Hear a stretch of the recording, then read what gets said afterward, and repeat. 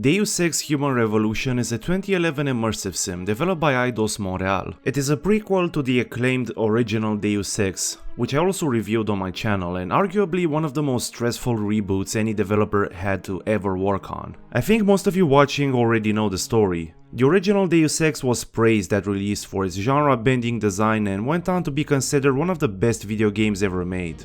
Its highly anticipated sequel, Deus Ex Invisible War, was, well, not as highly regarded as its older brother. Most fans were disappointed by its streamlined gameplay, excessively compartmentalized level design, and its lack of options. Its art direction, diluted by setting the story 20 years after the events of the original Deus Ex, was also criticized, as Invisible War felt less like cyberpunk and more like sci-fi. So you can probably imagine the pressure the fledgling Montreal studio felt when they were put in charge of rebooting this dormant series. Human Revolution had to satisfy hardcore fans of the series and appeal to modern audiences at the same time.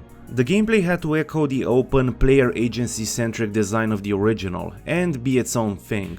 In other words, Human Revolution had to be perfect. Plus, the reveal of Human Revolution was met with a mix of hype, cautious optimism, and skepticism. For Eidos Montreal, the series got an unexpected and well-deserved new lease at life. They had one shot at this, otherwise the series would once again go on an indefinite hiatus. And what do you know, Human Revolution was a smash hit. Not only did it satisfy die-hard followers of the series, it also brought Deus Ex to the attention of a whole new generation of gamers that were maybe too young to experience the original back in the early 2000s. 9gag was teeming with "I never asked for this" memes.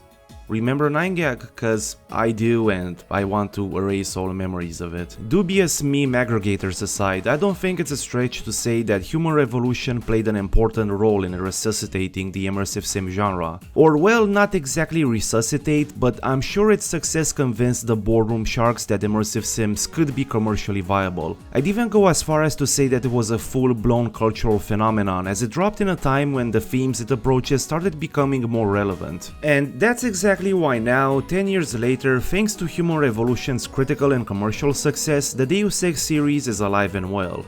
Totally not cancelled.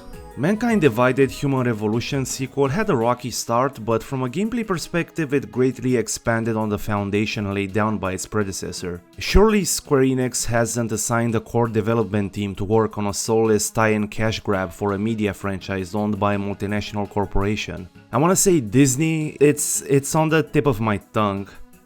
Nah, that can't be it. I'm sure a sequel's on the way. They have no reason not to make another game, right? Any second now. Yeah, rip. Deus Ex Human Revolution takes place in the distant future of 2027, in a world experiencing a sort of technological renaissance after the recent invention of mechanical augmentations. You play as Adum Jensen, the chief of security at Seraph Industries, a biotech company on the cusp of a scientific breakthrough. To spare you the details, their discovery would make possible the invention of a new type of body augmentation, whose recipients would no longer be reliant on an expensive anti-rejection drug called neuropazine. Just when the scientists were about to leave for Washington to present their breakthrough in front of a congressional committee, the company's HQ is attacked by a group of augmented mercenaries. The team of scientists, which included your ex-girlfriend McCann, is promptly executed, the place trashed and burned down, and you, Adum Jensen, the non-augmented chief of security of a high-profile multinational corporation whose very activity threatens the interests of basically every company that has a financial stake in augmented people being reliant on an expensive drug to survive, are left for dead. The CEO of the company then saves Adum Jensen by turning him into a half-man, half-machine super soldier. This is a clever setup that does a great job of humanizing the game's protagonist. Adum fails at his job, and many people, co-workers, and potentially friends lose their lives as a result. A second consequence is that due to his failure, he becomes a tool for the corporation that saved his life, through heavy and undeniably expensive augmentations, a role which he accepts reluctantly, as this is the only way to find out who was responsible for the attack. We'll get back to Adum's interior torment and how the game depicts it a little later, so for now let's get back to the setting. So, unlike the original Deus Ex, which featured a revolving door of conspiracy theories and occult organizations such as the Illuminati and the Templars, Human Revolution is more grounded. Mind you, these organizations are still here. Hell, Bob Page, the original's antagonist, appears in the intro, and there are several callbacks to OG Deus Ex. One, Joseph, stop using the ladies' restroom manderly, JC Denton's boss in Deus Ex, is mentioned so often in emails to the point that one could easily build a life-size origami of Jupiter if they were to print them out and stitch the papers together. Morgan Everett, the leader of the Illuminati in Deus Ex, is the CEO of Picus, a multinational media conglomerate. Oh, and let's not forget about Lucius de Beers, whose incessant calls and emails drove David Sarif insane.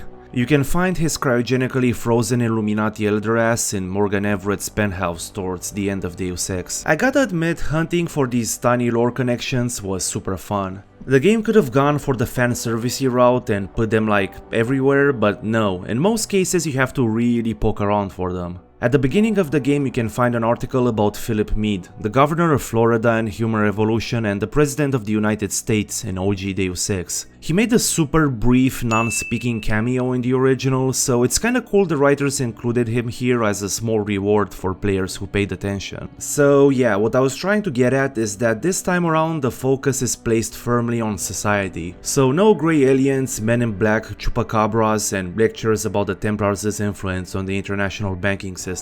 What struck me about Human Revolution is that its world is rougher than I remembered. It might not be the dystopic plague-infested shithole from Deus Ex, but it's close. It's less governments that are withholding the cure to a deadly plague from the general populace to serve the political and intellectual elite, and more corporations that are steadily and surreptitiously replacing governments as systems of power and influencing public policy from behind the shadows to serve their interests to the detriment of the average citizen. With a size of rampant homelessness, international terrorism, civil wars breaking out in developed countries, and, you know.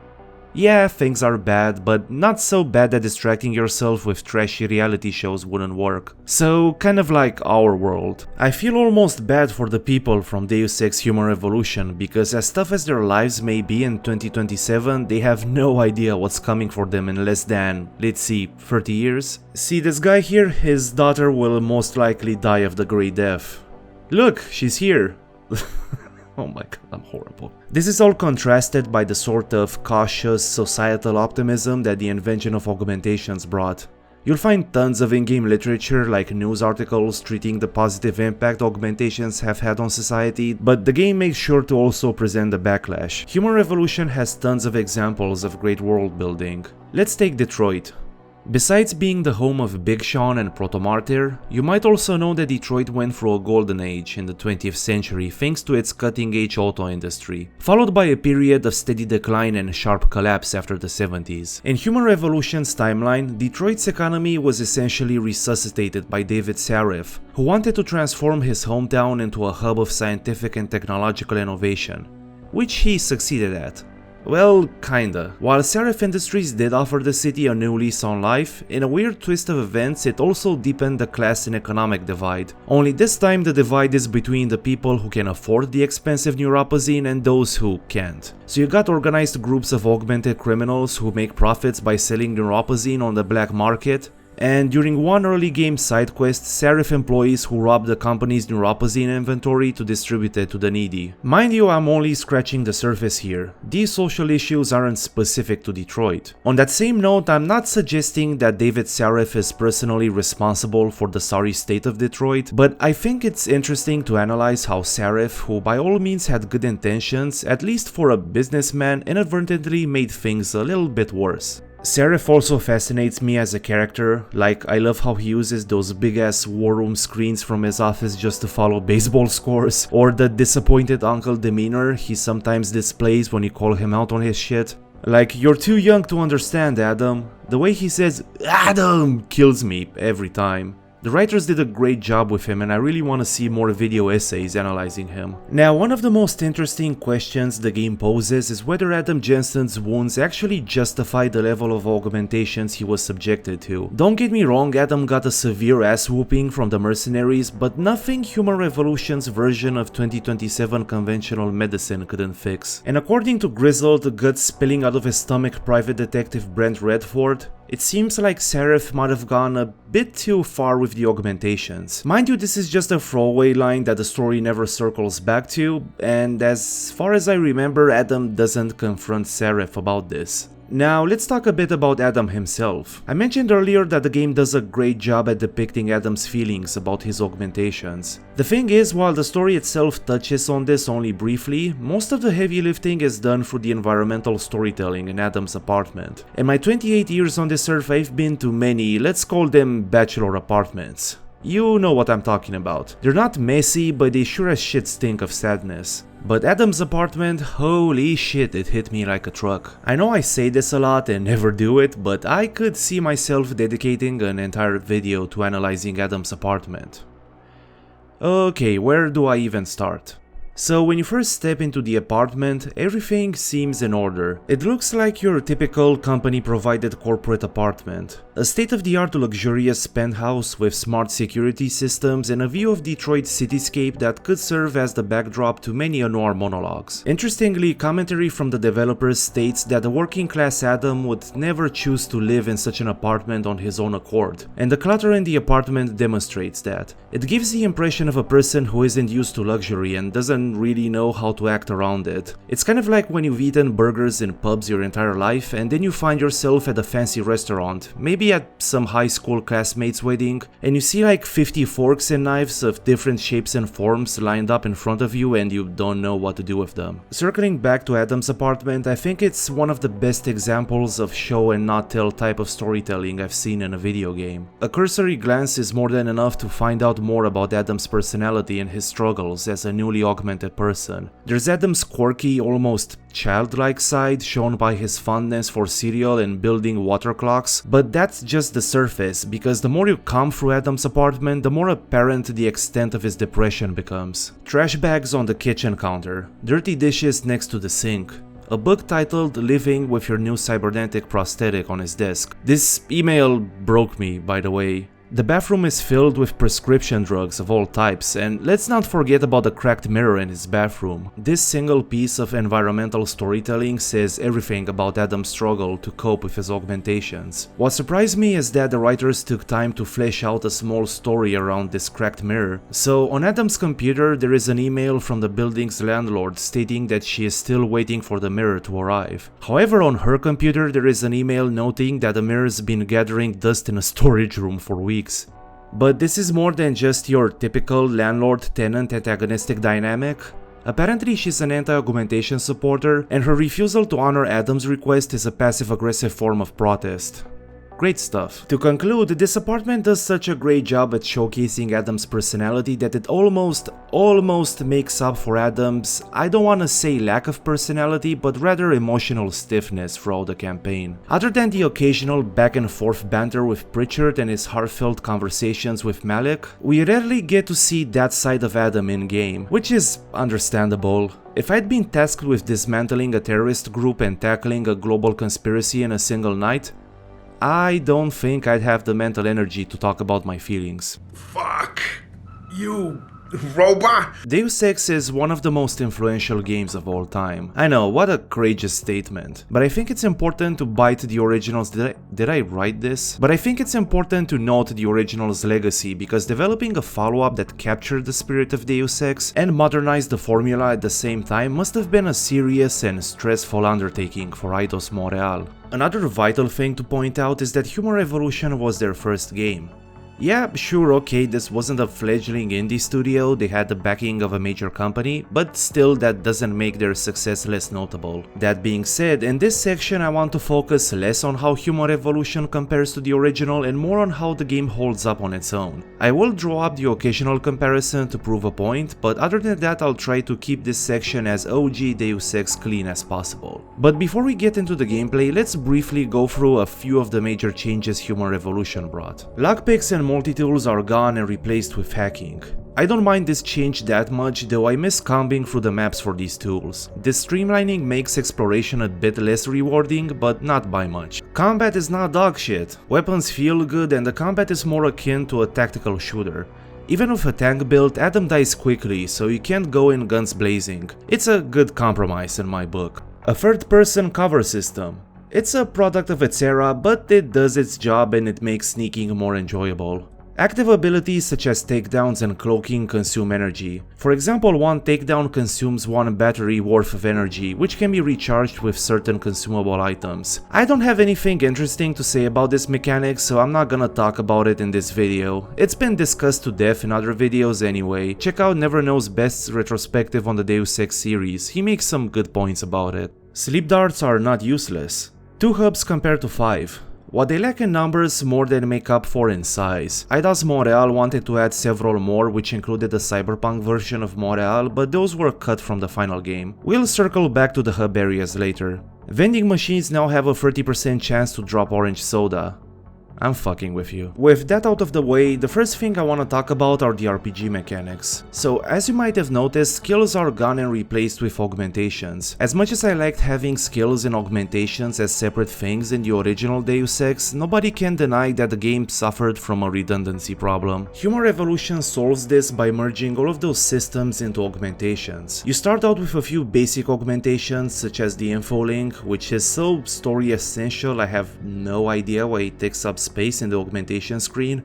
Anyway, there's a brief scene at the beginning of the game that provides narrative justification for Adum having to build his arsenal of augs from scratch, it being that installing too many of them would overwhelm Adum's body, causing him to die. They didn't need to provide an explanation for this, but they did it anyway, which was pretty cool. So, back to augs. Deus Ex Human Revolution offers a pretty decent variety of augmentations. Augmentations can be broken down into 3 main categories: hacking, stealth, environmental, and combat. This might seem like a lot, but it's not, as half of these augmentations are hacking related. I'm not going to delve too deep into this, but just so you know, most hacking related activities that you perform in-game have upgrades associated with them. And since you'll be hacking things left and right, you'll be locking yourself out of tons of content and loot by not investing a sizable portion of your upgrade points in it. This over-reliance on hacking is probably the biggest flaw of Human Revolution, as it makes searching for codes and passwords, which is basically an immersive sim genre staple at this point, quite useless. Speaking of hacking, the game provides a decently engaging minigame that involves connecting directory nodes to reach the registry against the clock, as the system is trying to reject the intruder. Personally, I didn't mind it that much, but I definitely would have enjoyed it more if the game didn't rely so much on it. So that settles things on hacking, but what about other augmentations? Thankfully, unlike hacking, they play a bigger role in influencing how you interact with the environment and approach objectives and situations. From augs that allow you to carry increasingly heavier objects, inhale toxic gases for varying periods of time, jump higher, destroy walls, sneak, punch enemies, punch enemies and then kill enemies, convince people to do your bidding, throw trash cans at the police, you're spoiled for choice. One of my favorite augs is the one that lets you smash walls with your robotic fists. It's useful both for unlocking shortcuts and for neutralizing enemies that happen to be leaning against said wall. There's another aug that allows you to land safely without taking any fall damage. I avoided it for maybe half of the campaign until I needed it to access an area that had an item I really wanted. And let's not forget the one that makes double takedowns possible. Speaking of which, combat is definitely the biggest improvement Human Revolution made over the original. It's rare for a game to provide an equal number of lethal and non-lethal stealth options, and Human Revolution comes super close to this. I can't talk too much about the lethal options since I opted for a sneaky kill only when necessary build. Well, except that one time. But know this, 9mm pistol plus silencer is all you need for a lethal stealth playthrough. As for the non-lethal tools the game provides, you'll mostly be relying on the stun gun and the tranq rifle. I've had tons of fun using the stun gun, but not necessarily due to its usefulness. I just like the click sound it makes, it's music to my ears.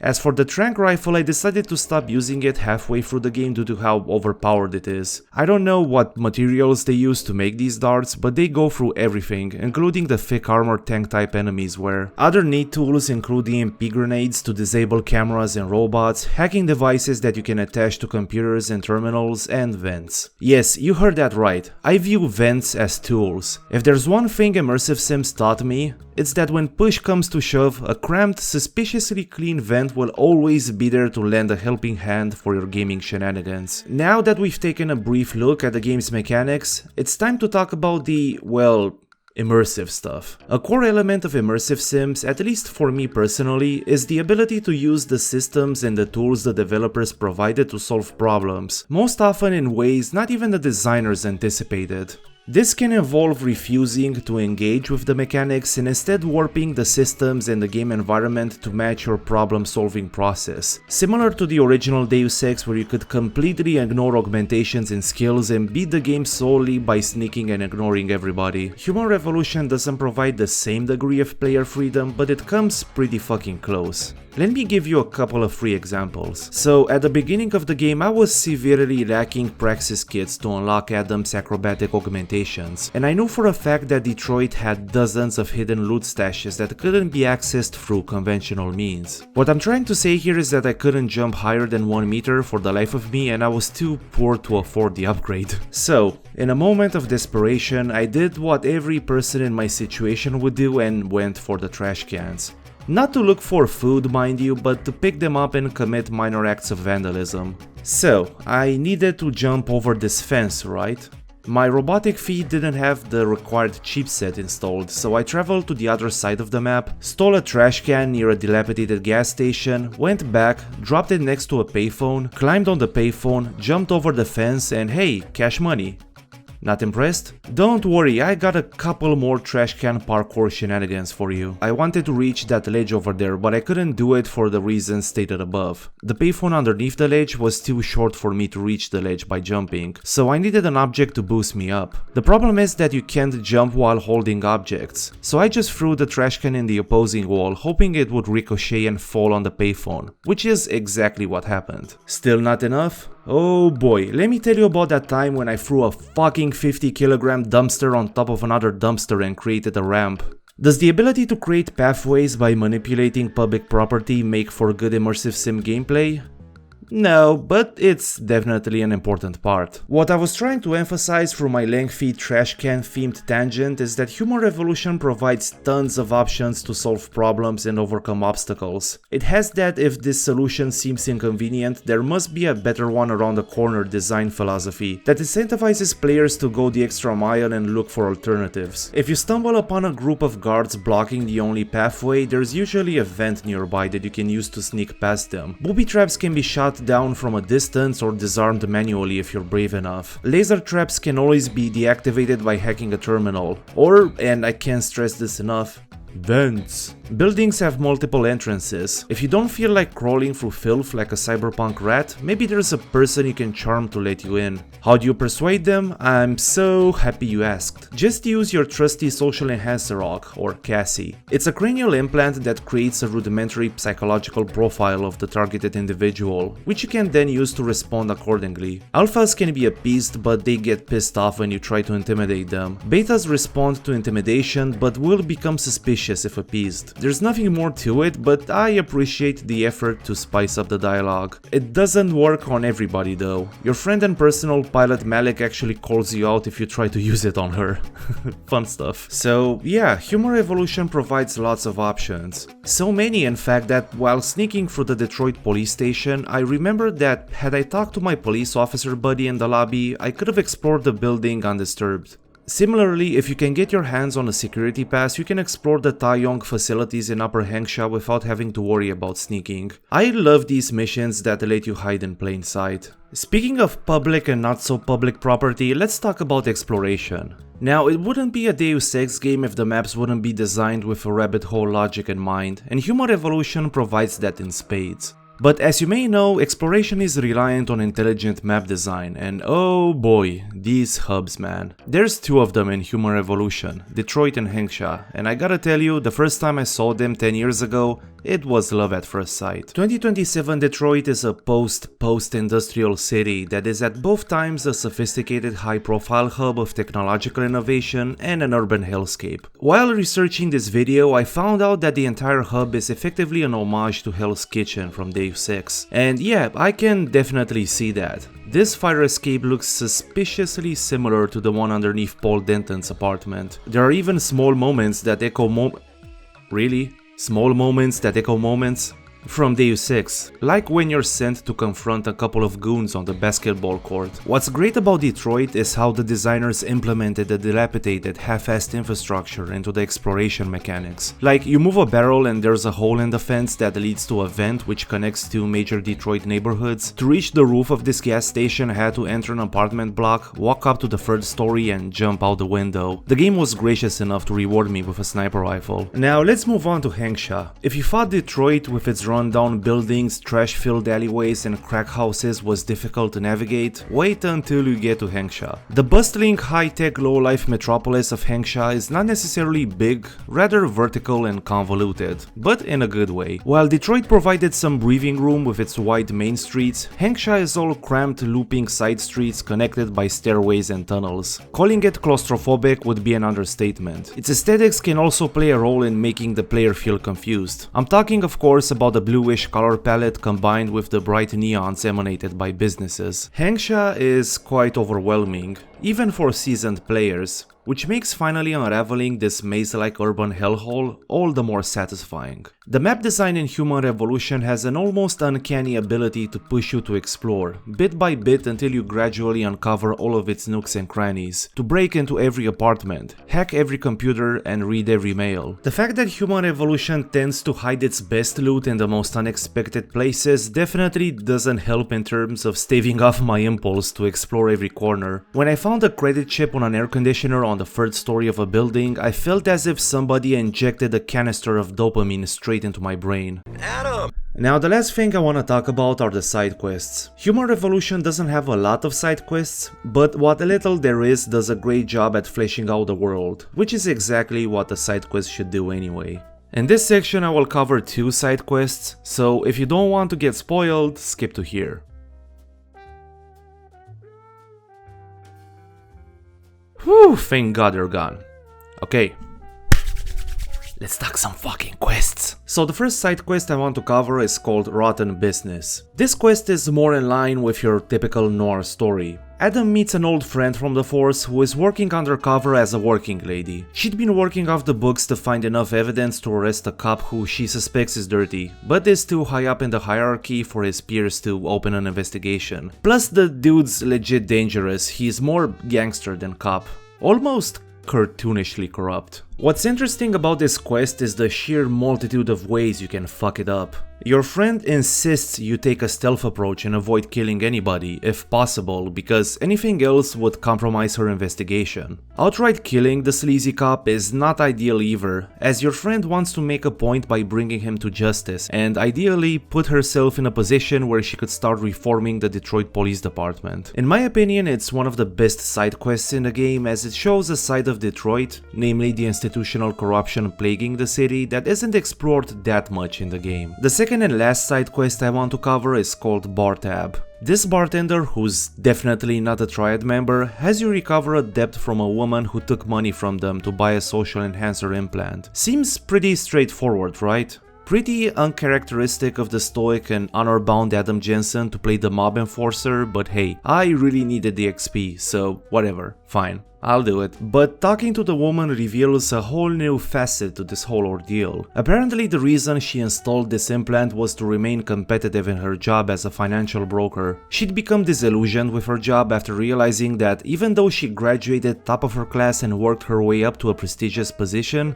the brokers coming from rich families had an edge on her because they had the means to purchase the expensive social implant. It was a great twist that took me by surprise even on my third playthrough. This side quest also shows the flip side of augmentations, in that poor people are forced to resort to augmentations out of necessity to stay relevant in the job market. Since most of them can't afford to pay for the implants and the anti-rejection drug, they go to criminal organizations who are more than happy to fill in the demand. It's good stuff. The quest, not the poor people falling into a cycle of debt and poverty in their attempt to climb up the social ladder. Okay, conclusion. I never asked for this. Deus Ex Human Revolution is definitely a worthy successor to the 2000 classic. It does some things better than the original, some things worse, puts its own spin on the formula, all while capturing the spirit of the original as best as it could. It's a tricky balance, and Eidos-Montréal deserve all the praise in the world for striking it. I definitely recommend you pick it up even if you've never played the original. Thanks for watching, I'll see you next time.